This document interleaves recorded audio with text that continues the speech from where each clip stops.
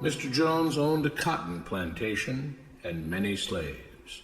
One day he was talking to the owner of the plantation next to his, and Mr. Jones was lamenting the fact that times were tough. He was having to work his slaves harder than ever and was having trouble with some of them being disobedient or trying to run away. The other plantation owner said he knew someone who could help. Day 1. One day, Mr. Jones called his slaves together so a man named Mr. Smith could talk to them. Before beginning, Mr. Smith whispered to Mr. Jones, "Whatever I say, do not contradict me or interfere, and I promise you your slave troubles will end." "My name is Mr. Smith," he said to the slaves, "and this may be the happiest day of your lives. From today forward, you will no longer be slaves, but free men." Mr. Jones was so shocked he started to step forward, but Mr. Smith gestured for him to remain silent. He did, only because the other plantation owner had spoken so highly of Mr. Smith's skills. "You are no longer the property of Mr. Jones," Mr. Smith continued. "You are free. No more would you be forced to labor for the benefit of Mr. Jones. Now you can work for yourselves." Now the slaves were all murmuring and looking at each other. Many were smiling, many were looking puzzled. "In fact, you are now free to leave the plantation whenever you want," Mr. Smith said.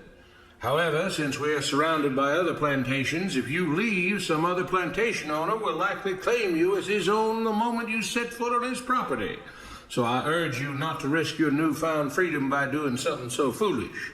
Instead, I suggest that you stay here, no longer as slaves, but as willing participants and part owners of this plantation. Yes, this is now your plantation." Mr. Jones bit his tongue to keep from objecting.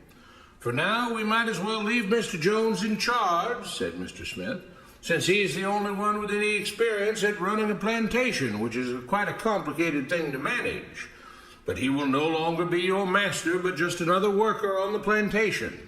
In fact, he will now be using his organizational and management skills to serve you. Whatever problems you may have had with him before, you are now all equals, and you need each other to make this work. If we all cooperate and work together, we can all reap the benefits together.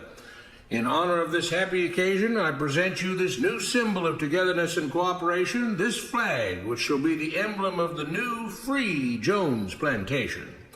He held up the new flag, but most of those listening were still too amazed to respond. "And this shall be our motto," Mr. Smith announced.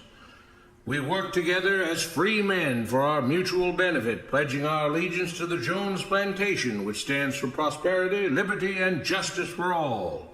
To celebrate, everyone has the rest of the day off. Enjoy your freedom, do as you please, and be back here tomorrow morning, bright and early, so that we may begin work on this great and noble new endeavor as equal free men."